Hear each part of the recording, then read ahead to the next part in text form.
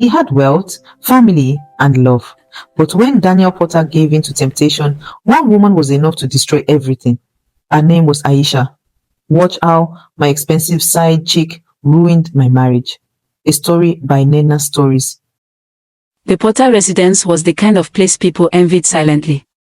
Its sprawling lawns, perfectly trimmed hedges, and the grand marble pillars at the entrance were not just signs of wealth, they were a statement. Inside, the decor spoke of taste refined over generations, classic furniture, crystal chandeliers, and portraits of the family in moments that looked effortlessly graceful. To an outsider, it was the very image of perfection. Daniel Potter, the man who owned it all, stood by the floor-to-ceiling windows of his study, surveying the view of the city he had helped shape with his empire. Warehouses, retail stores, logistics hubs.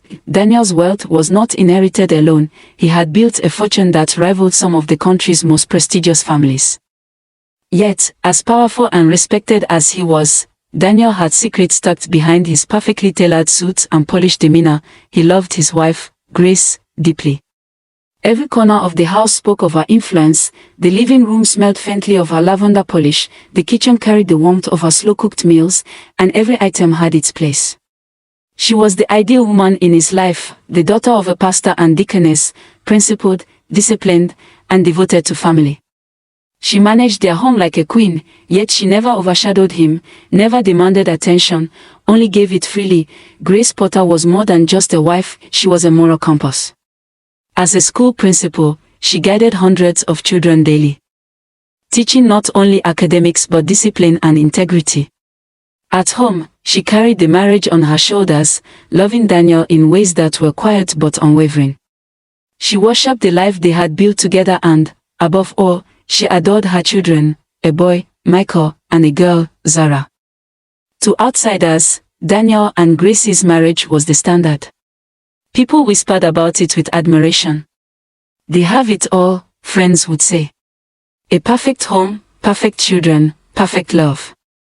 Daniel knew their admiration, but he also knew his own mind harbored desires that didn't always align with perfection.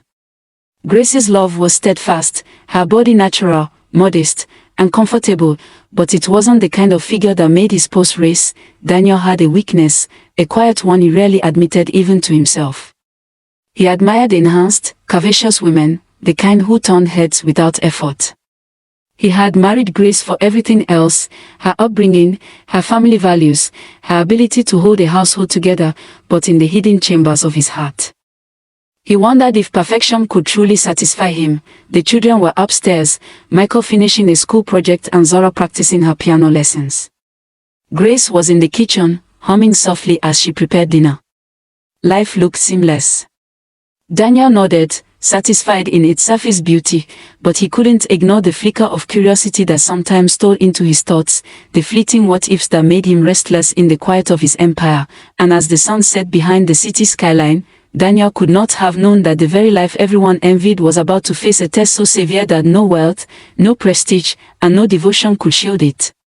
Someone was watching him, studying him, and preparing to insert herself into his perfect world. Aisha, she didn't know it yet, but the first step of her plan was already forming. She had studied Daniel Potter from a distance, his empire, his family, his routines, his social media, the very way he moved through his life. She wasn't just interested in him as a man, she was interested in everything he could give her, everything he could unlock for her lifestyle. And she had all the tools to do it: beauty, charm, and a figure sculpted for attention. Daniel was blissfully unaware.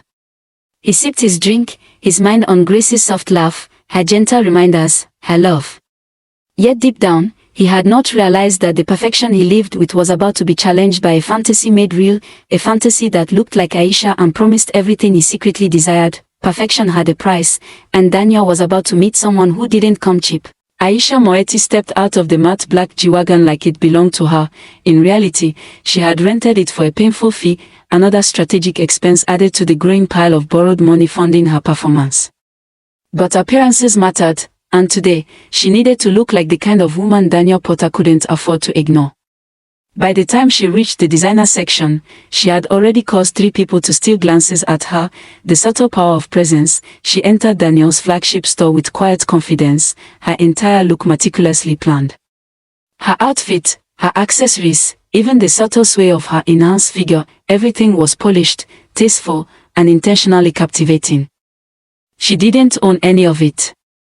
Not the clothes. Not the jewelry. Not even the car she had arrived in. But that was fine. This was an investment. She had studied Daniel's routine, learned which mornings he visited the sales floor, and precisely how to place herself in his line of sight. Aisha wasn't here to shop, she was here to execute a plan. "Good morning, ma'am," a sales assistant said with a slight bow. "Good morning," she replied smoothly. "I'm looking for something special. Something that only Daniel Potter himself would handle." The sales assistant blinked, caught slightly off guard, but regained composure. "And what would that be, ma'am?" "A custom luxury bag," she said, lowering her voice like someone accustomed to exclusivity. "With my name branded directly onto the piece."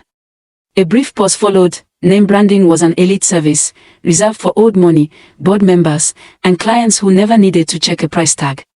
The kind of service that required a personal appointment with Daniel himself and took 3 days to complete. The kind of service that cost more than the average person earned in months. Only VIP clients dared request it. Exactly why she chose it, Aisha had already calculated the risks. If she succeeded in getting Daniel's attention, she would gain far more than the money she had borrowed. And if she didn't, she would simply sell the custom bag, settle her loan, and walk away clean. Either way, she wasn't losing. The sales assistant swallowed lightly. "Ma'am, that service is handled only by Mr. Potter himself." Aisha smiled, slow, confident, and intentional. "Perfect," she said. "That's exactly what I'm counting on." Daniel, overseeing the store's operations in his office on the 2nd floor, received a call from one of his senior sales assistants. "Sir," the assistant said carefully, "we have a client requesting a customized luxury piece with her name branded on it." Daniel paused. That service was reserved for only the wealthiest and most influential patrons. It wasn't something people asked for on a whim. Anyone requesting it was usually someone of status, or someone who believed they had it, and he knew instantly, this was no ordinary client. "Send her to my office," Daniel instructed. His curiosity sharpened. Immediately, a soft knock landed on Daniel's door. "Come in," he said, expecting the usual, an older patron, a loyal client, perhaps a board member, but when the door opened, his breath caught. Aisha stepped inside with quiet elegance, and for a second, Daniel forgot to speak. She was young, much younger than he anticipated, and stunning. Her enhanced figure was tastefully sculpted beneath her outfit, commanding attention without begging for it. He had been prepared for a middle-aged aristocrat or a wealthy businessman, not this. Regaining his composure, Daniel stood quickly and gestured toward the seating area. "Good afternoon, ma'am. Welcome to Daniel Potter Luxury," he said with a polished smile. He reached for a bottle on his credenza. "Please, have some champagne, our courtesy for VIP clients." Aisha accepted the glass gracefully, settling into the leather chair with quiet confidence. "I was informed," Daniel continued, taking his seat across from her, "that you're requesting a customized luxury bag." "Yes," she replied, her voice smooth. "I heard you can brand my name on an exclusive piece, one of the rare ones not listed online." That caught his interest. Most people didn't even know those items existed. Daniel leaned forward slightly. "You heard correctly. Those pieces are limited, crafted for clients who appreciate true rarity. Customizing a name on one." He paused, studying her again. "That service is highly exclusive." Aisha smiled, unbothered. "That's why I'm here." The confidence in her tone lingered in the room. She was not nervous. She was not overwhelmed. She was exactly where she intended to be. Daniel walked her through the catalogue of rare pieces, items locked away from the public eye, while she listened with a calm, intentional focus. Her questions were precise. Her interest, genuine enough to impress him. By the end of the meeting, Aisha had selected her piece, paid the required fee without hesitation, and handed over the details needed for the customization. Daniel personally took her contact information, his handwriting unusually neat on the form, as he assured her, "I'll call you myself the moment your piece is ready." Aisha stood, thanked him with a poised smile, and left the office. Daniel watched from his window as she walked toward the rented G-Wagon outside. The sunlight caught her silhouette, tracing every line of her figure in a way that made him exhale slowly, too slowly. When he got home that evening, Grace was humming softly in the kitchen, wearing her favorite long nightgown, comfortable, simple, familiar. She looked up with a gentle smile, warm the way she had always been, but Daniel felt a shift he didn't want to name. Grace, in her quiet domestic softness, was suddenly everything he realized he no longer found exciting. She wasn't his spec. Not anymore, and he hated that the reason had walked into his office just hours earlier. Admiration became distraction, and distraction would soon become temptation. Daniel's days became subtly different after Aisha's visit. He found himself checking the schedule obsessively, tracking the progress of a customized piece with an interest he couldn't justify. Every update from the artisans made his pulse quicken slightly. He told himself it was customer service, professional diligence, but the truth was clearer each day. He couldn't wait to see her again. On the other hand, Aisha was executing her strategy with precision. When Daniel finally called on the third day to inform her that her luxury piece was ready, she didn't rush to the store as he expected. Instead, she let the call ring twice before answering, her tone polite yet distant. She apologized softly, claiming she was overwhelmed with work and wouldn't be able to make it that day. In reality, she simply wanted him waiting, wondering, and he did. 2 days passed before she arrived at the store, stepping out of the rented G-Wagon with the same poised confidence as before. By then, Daniel was already fascinated. Curiosity softened into interest, and interest quietly shifted into something he hadn't felt in a long time. When she entered his office to collect her item, he found himself smiling too easily, speaking too warmly. He handed her the finished luxury piece with a sense of pride he couldn't quite explain. "Aisha, if you don't mind," he said, clearing his throat, "I'd like to take you to dinner. Somewhere nice. I know a place you might enjoy." His voice carried the tone of a man who believed he was making the first move, chasing something new, rare, exciting, but Aisha knew better. She had crafted this moment long before she ever walked into his store. She agreed with a graceful nod, her expression unreadable but her mind quietly triumphant. That evening, they met at one of the most expensive restaurants in the city. The lights were dim, the atmosphere indulgent, the kind of place where reservations were whispered rather than spoken. Daniel spared no expense, wanting to impress her without appearing desperate. Their conversation flowed with ease, talk of ambition, taste, travels, dreams. Aisha listened intently, laughed at the right moments, and offered glimpses of vulnerability that felt real enough to disarm him. By the end of the night, they both spoke as though they were beginning something. Daniel believed he was choosing her. He never realized he had stepped neatly into the trap she had set long before he ever saw her. "Daniel," Grace said one evening, her voice calm but firm, "you've been preoccupied lately. Is everything alright at the office?" He smiled, brushing it off. "Just a busy week. Nothing to worry about." But Grace, with her instinct for family harmony, knew there was more.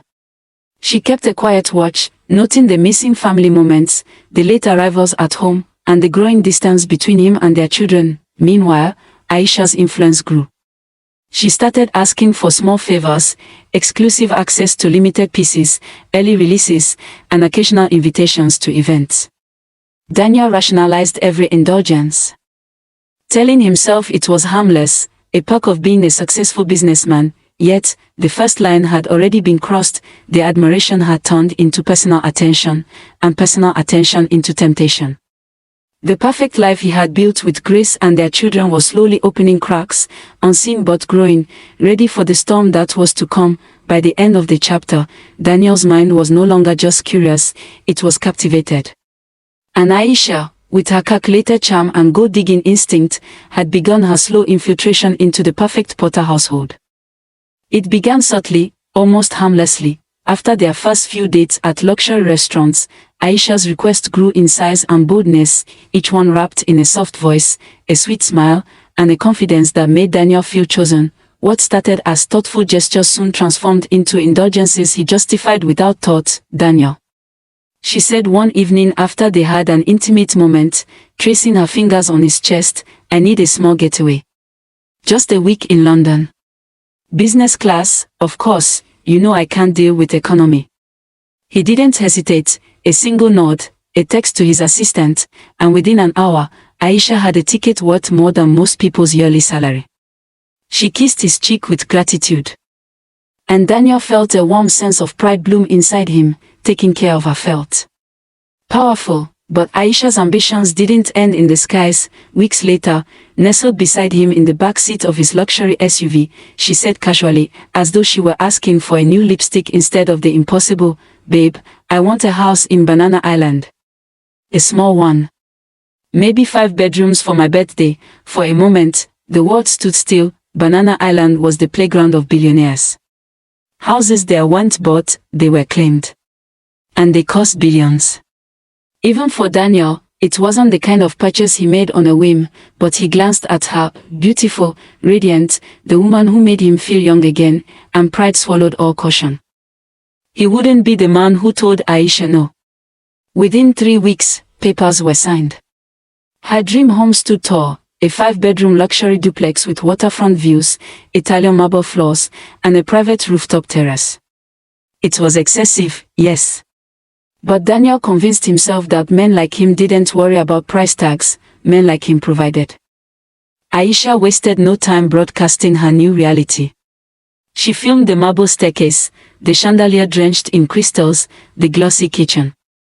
She posted the videos online, carefully editing angles to perfection. By evening, every major blog had carried the story: Lagos big girl Aisha buys 5-bedroom duplex in Banana Island worth billions. She trended for days, influencers reposted her, luxury pages applauded her, fans congratulated her. She soaked in the attention like sunlight. Every comment calling her queen, boss lady, or soft life goddess was fuel. Her dreams, riches, visibility, status, were finally aligning, and Daniel, he watched her from the sidelines, chest full. Pride overflowing. "At least now," he told himself, "she knows I'm an Odigo. A man who can take care of her." He didn't realize he wasn't leading the dance, he was financing the stage she performed on. Meanwhile, in the Potter household, the Potter family had a tradition. Every summer, the children chose the vacation destination, reward for good academic performance. And every year, Daniel delivered. Paris, Dubai, Cape Town. Never had there been an issue, until Aisha. One evening after dinner, Grace gently reminded him, "My love, we need to start planning the family vacation for this summer." Daniel stiffened immediately, defensive in a way Grace had never seen. He thought of the billions he had poured into Aisha's Banana Island home. He couldn't afford another major expense, not now. So he snapped defensively, "Grace, please. Business is slow right now," he said sharply. "The kids went last year. They can skip this year's trip. We'll plan something next summer. I can't afford that kind of expense now, it will affect my business." Grace stared at him in confusion, her husband. Complaining about money, especially when it came to the children. It made no sense, but Grace trusted him. The economy truly had been difficult.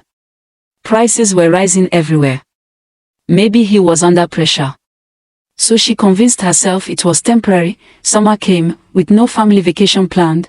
Not wanting to disappoint the children entirely, Grace booked a modest Airbnb in the next state, a small getaway so they could at least have something to look forward to. The kids were surprised, it wasn't their usual luxury summer trip. But their parents promised, "Next year, we're going to Monaco."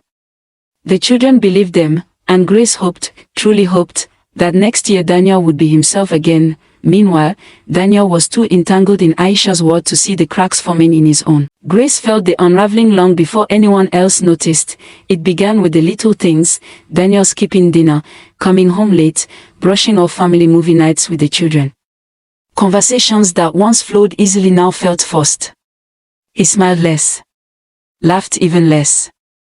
And every time she reached for him, she felt a growing distance she couldn't explain. At night, when she nudged him gently, seeking the closeness they once shared, Daniel would sigh heavily and murmur, "Grace, please.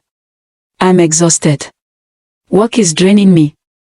Exhausted, stressed, busy, those words became his armor, his excuse for everything. He cut down on household expenses, claiming business was slow. He postponed plans, cancelled family routines, and dismissed her concerns with practiced ease.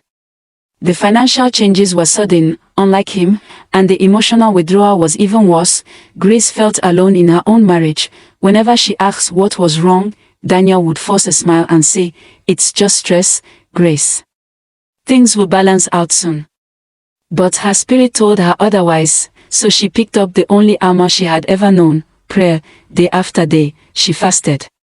Night after night, she whispered Daniel's name into the heavens, begging God to restore whatever was slipping through her fingers. But the more she prayed, the more distant Daniel became. It wasn't just stress, it wasn't just business. Grace could feel it, like a cold draft beneath a closed door. Her heart throbbed with silent warning, her intuition sharpened, her peace evaporated, and when a woman's heart speaks louder than her husband's words, she listens. Grace finally activated her third woman sense, the one God gives wives when something isn't right. She stopped waiting, stopped hoping blindly, stopped ignoring the signs. Grace became an FBI agent in her own home, quiet, observant, alert, watching Daniel, watching his phone, watching every shift in his mood, behavior, and spending, because something was wrong, deeply wrong, and Grace was finally ready to uncover it.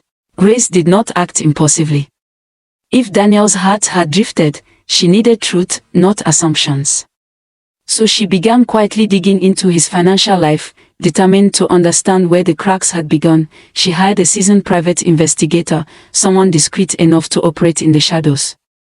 "Follow every step he takes," she instructed. While the investigator monitored Daniel's movements, Grace focused on their accounts, tracing every alert, every unexplained deduction, every late-night transaction. It didn't take long. The private investigator moved swiftly. Within days, he uncovered the truth. Daniel had purchased a luxury house for Aisha in Banana Island. Not rented, bought. And judging by how frequently he drove there, the place was no longer a secret hideout. It had become his second home. As reports came in, Grace's chest tightened. Her husband spent more evenings in Aisha's arms than he did in the home he built with her. Still, she tried to remain composed.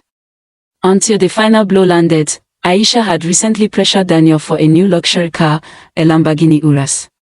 And Daniel, lost in obsession, bought it for her without hesitation. The flashy delivery leaked online and trended as usual. Combined with details from the private investigator, the puzzle was now complete. That was the moment Grace stopped hoping for a misunderstanding. Then came the call from their bank manager, the transaction history she had requested. One look at the staggering amount sent to Aisha, and Grace nearly dropped her phone. So this is where the money was going. So this is why business was slow. So this is why her children missed their annual vacation. Fury and heartbreak collided inside her. That evening, she confronted Daniel with every receipt, every report, every truth she had gathered. He didn't deny anything. Instead, he shifted the blame to her, coldly, shamelessly. "You don't dress attractive anymore. You don't take care of yourself. You're boring in bed. If you want to leave, leave. Women are lining up to replace you." Each sentence felt like a blade sliding deeper into her chest. Grace, a woman who had loved him with loyalty and covered him with prayers, realized she was no longer dealing with the man she married. She was standing in front of a stranger, with her dignity intact and her spirit bruised but unbroken. She packed her things and left the home she had helped build. Daniel didn't chase her. He didn't beg. He didn't even pretend to care.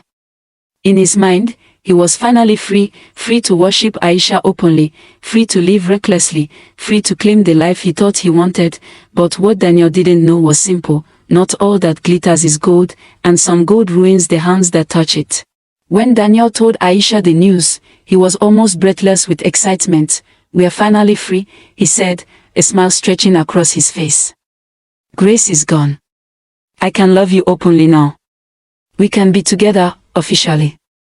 Aisha's eyes lit up. This was what she had always wanted. It didn't take her long to pack her designer bags and move into Daniel's mansion. At first, everything felt like a dream: lavish breakfast, pictures taken beside expensive cars, nights filled with champagne and soft music.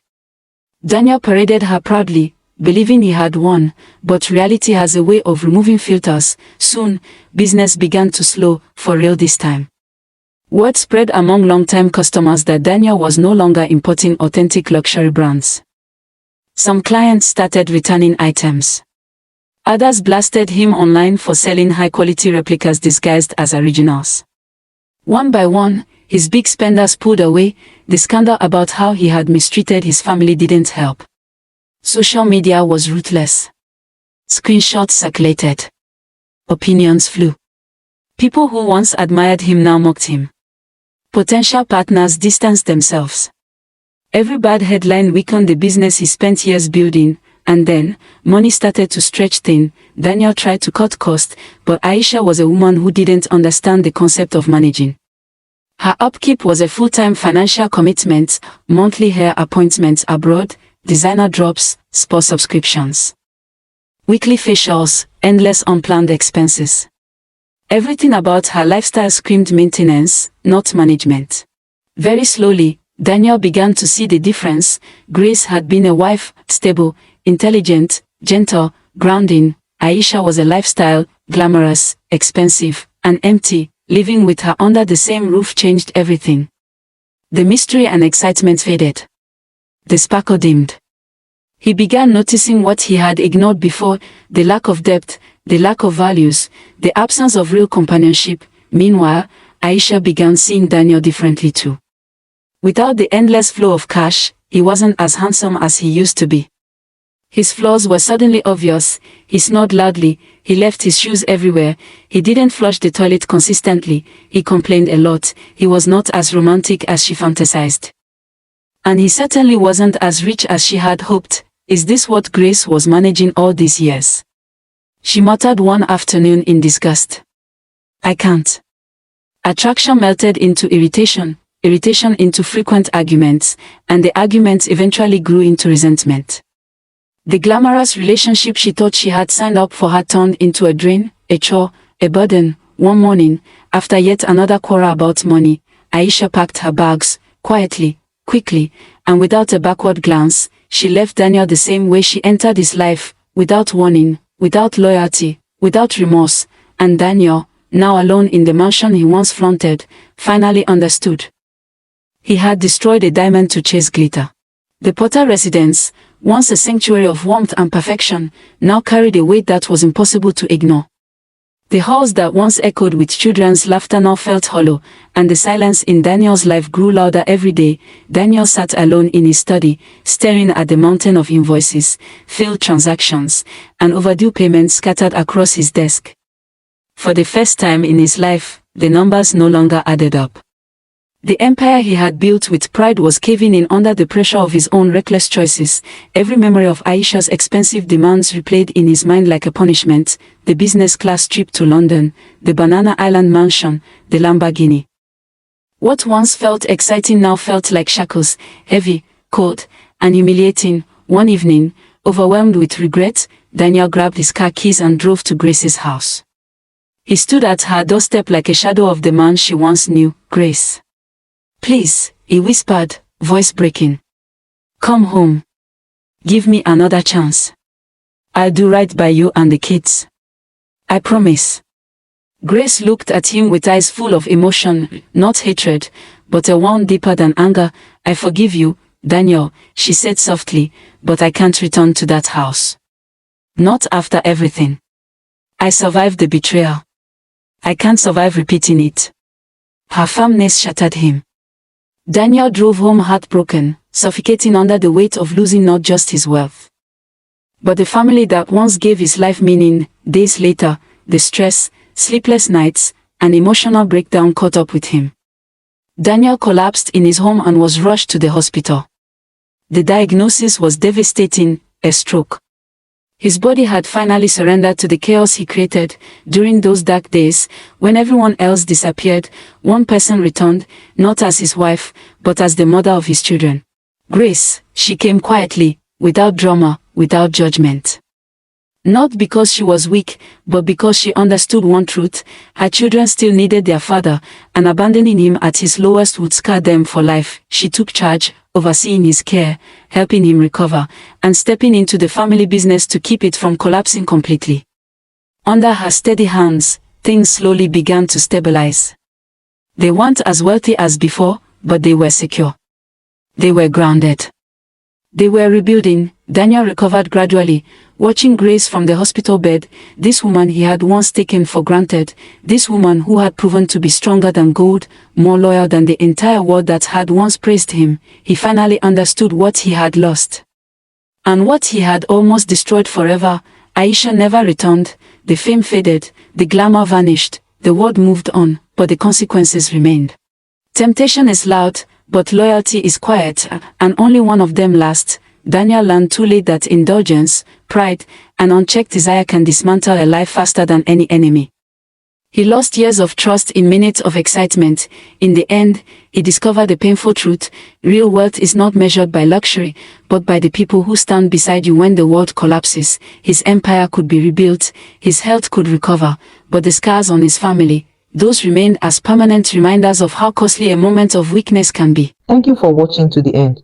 Please don't forget to subscribe, comment, and like for more interesting stories.